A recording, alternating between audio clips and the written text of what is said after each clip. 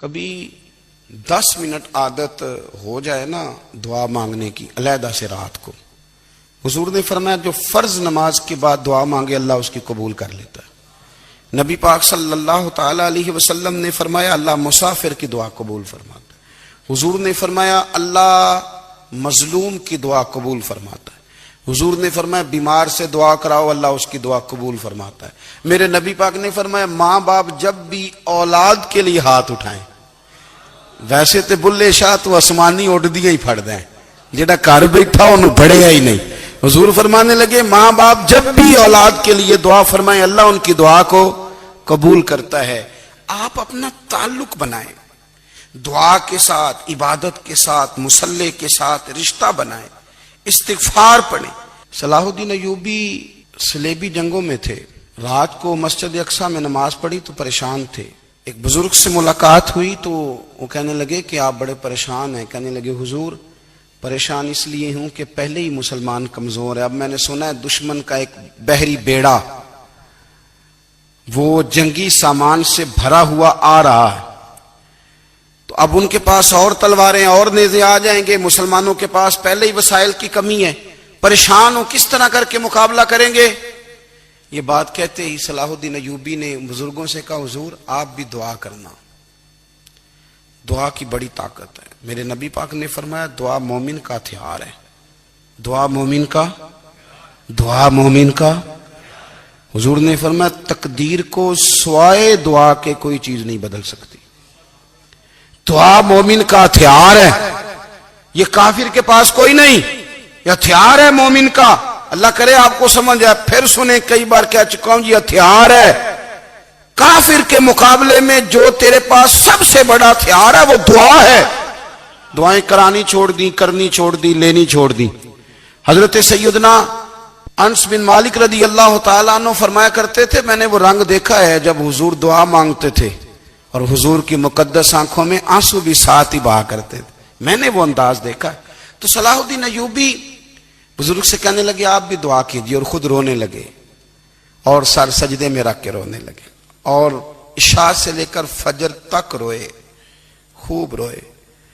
صبح وہ بزرگ آئے تو صلاح الدین ایوبی کا خوبصورت اور ہنستا ہوا چہرہ دیکھا، کہنے لگے آپ بڑے خوش ہیں، رات تو میں نے بڑے روتے ہوئے دیکھا تھا۔ تو کہنے لگے حضور وہ جو بحری بیڑا آ رہا تھا نا وہ پانی میں ڈوب گیا ہے، اب وہ نہیں آ رہا، ابھی خبر آئی ہے تو میں بڑا خوش ہوں۔ بزرگ کہنے لگے اٹھ سینے سے لگ اور سن ایک بات، وہ بحری بیڑا پانی میں نہیں ڈوبا، وہ تیرے آنسوؤں میں ڈوب گیا ہے۔ وہ جو تو رات رویا ہے نا رب کریم کی بارگاہ میں تو وہ ڈوب گیا ہے۔ بھائی اپنا مصلی کا، عبادت کا، وظائف کا، اللہ کا سلسلہ اس کو مضبوط کرے، اپنی دعاؤں کے تعلق کو مضبوط کرے۔ دعائیں بڑے انقلاب برپا کر دیتی ہیں۔ ہم تھوڑے نا جب سے خشک ہوئے ہیں نا، خشک، اور میری تو جماعت ہی صوفیاء کی جماعت تھی، ہم تو داتا علی اجمیری کی جماعت سے، ہم تو خواجہ اجمیری کی جماعت سے، ہم تو شیخ احمد فاروق سرہندی کی جماعت سے، ہم تو صوفیاء کی جماعت۔ ہماری جماعت نے بھی وہ تعلق جو ہمارے بزرگوں نے بنایا تھا۔ بزرگ اللہ کے قریب کیسے جاتا ہے؟ ہمارے یہاں نا بہت سارے لوگ کہتے ہیں جی نظر ہو گئی تو کام ہو گیا۔ بھائی جو بخاری مسلم میں طریقہ ہے نا اللہ کا قرب پانے کا وہ تو نفل ہے۔ نبی کریم علیہ السلام نے فرمایا بندہ نفلوں کے ذریعے رب کے قریب جاتا ہے، اور اتنا قریب جاتا ہے کہ پھر اللہ اس کی زبان بن جاتا ہے، اللہ اس کی آنکھیں بن جاتا ہے، کان بن جاتا ہے، ہاتھ اور پیر بن جاتا ہے۔ تو یہ تو عبادت ہے، یہ تو اللہ کی بارگاہ کی حاضری ہے جو آپ کو اللہ کے قریب کرے گی۔ تو نماز کو اہمیت دے کے ادا کریں، نمازیں موبائل بند کر کے ادا کریں۔ لیکن نا کچھ لوگ کہتے ہیں مجھے ٹائم نہیں ملتا نماز کا، تو میں کہتا ہوں یہ آپ نے بڑی جرت کی بات کی ہے۔ مجھے کو میرا پیر بھائی کہہ دینا میرے پاس ٹائم نہیں آپ کو ملنے کا، تو میں کہتا ہوں آج کے بعد آنا ہی نہ۔ تو کیا سمجھتا ہے تو بہت بڑا آدمی ہے، تیرے پاس ٹائم نہیں ہے اور ہمیں ملنے کا ٹائم، موج کر۔ تو آپ نے اللہ رسول کو کہہ دیا ٹائم نہیں۔ اور عجیب فلسفہ ہے نا، کہا جائے نماز پڑھنے آؤ تو کہتے ہیں کپڑے ٹھیک نہیں، اور کہا جائے کہ آؤ ذرا دعوت پہ چلیں تو کہتے ہیں 1 منٹ ٹھہر میں کپڑے بدل کے آیا۔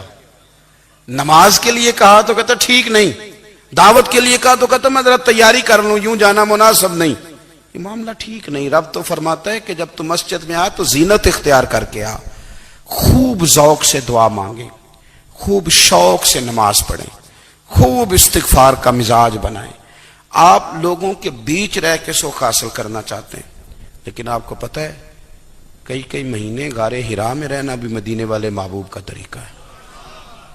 ہر سال اعتکاف بیٹھنا الگ سے، یہ بھی حضور کا طریقہ ہے۔ مسجد نبی کے اندر دروازہ کھلتا تھا نبی کریم کا، پر گھر کے اندر نفل پڑھے نبی پاک نے، اور حضور فرماتے ہیں کچھ نفل نماز گھر میں بھی پڑھا کرو، گھر کو قبرستان نہ بناؤ، ہمارا گھر اللہ کے ذکر سے آباد ہوگا۔ نبی پاک صلی اللہ علیہ وسلم نے ہماری توجہ دلائی۔ حضور صلی اللہ علیہ وسلم نے فرمایا بے توجہی کے ساتھ ادھر ادھر خیالات کر کے رب سے نہ مانگا کرو،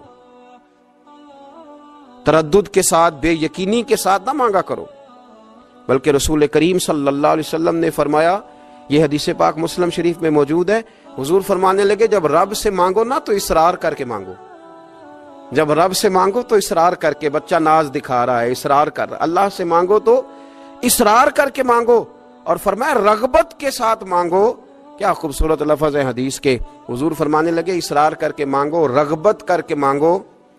رب کے لیے کوئی چیز دینا مشکل تو نہیں ہے نا، اس کے لیے کوئی مشکل ہے تمہیں عطا کرنا، تو رغبت کر کے اللہ سے سوال کرو، اسے مناؤ۔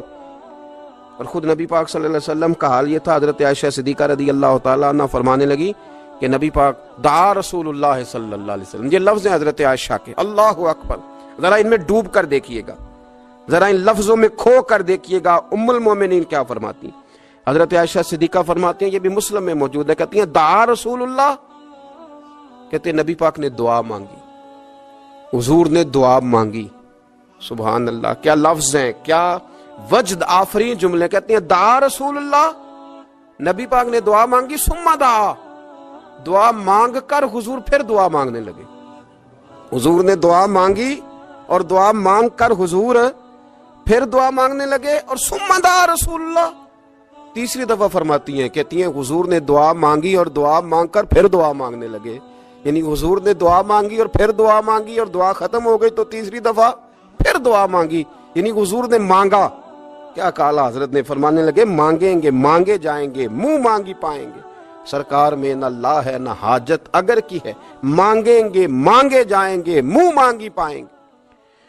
حضور نے دعا مانگی اور دعا مانگ کر پھر دعا مانگی، اور دعا مانگ کر پھر دعا مانگی، تو نبی پاک صلی اللہ علیہ وسلم کا تو اللہ سے مانگنے کا، اس کو منانے کا یہ طریقہ۔ حضرت عبداللہ ابن عمر فرمانے لگے، یہ لفظ ابو داؤد شریف میں موجود ہے، ذرا ان کا بھی ذائقہ محسوس کیجئے گا۔ حضرت سیدنا عبداللہ ابن عمر فرماتے ہیں، میں حضور کی مجلس میں حاضر تھا، حضور مانگنے لگے اللہ سے، حضور اللہ سے مانگنے لگے۔ میں تو کئی دفعہ یہ دعا بھی مانگنے لگ جاتا ہوں کہ اللہ تو ان دعاؤں کی طرف تو دیکھ جو تیرے رسول نے ہمارے لیے مانگی۔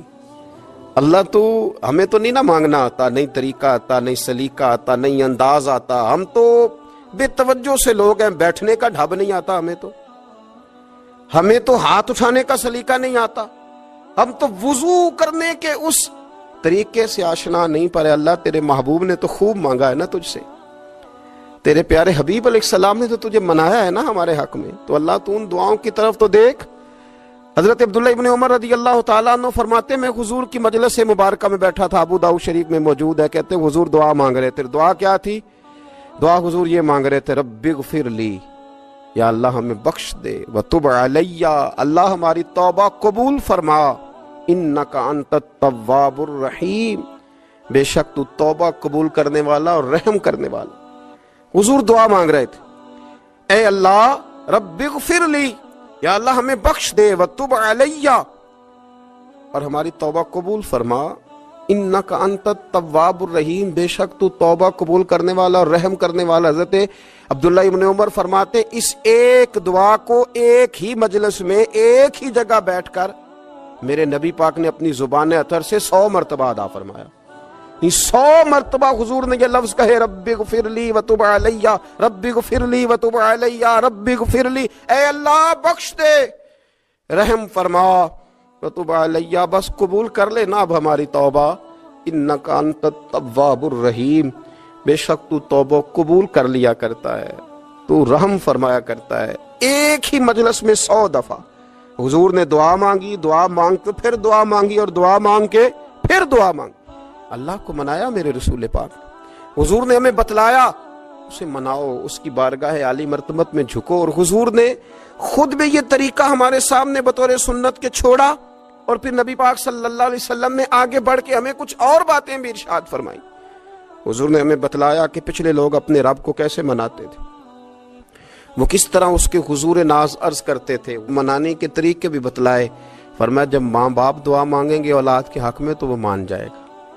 حضور علیہ السلام نے فرمایا جب مسافر دعا مانگے گا تو اللہ مان جائے گا۔ فرمایا میرے رسول کریم نے کہ جب بیمار دعا مانگے گا تو اللہ مان جائے گا۔ اور سید عالم علیہ السلام فرمانے لگے جب تمہارے ضعیف، کمزور، مجبور لوگ دعا مانگیں گے تو اللہ مان جائے گا۔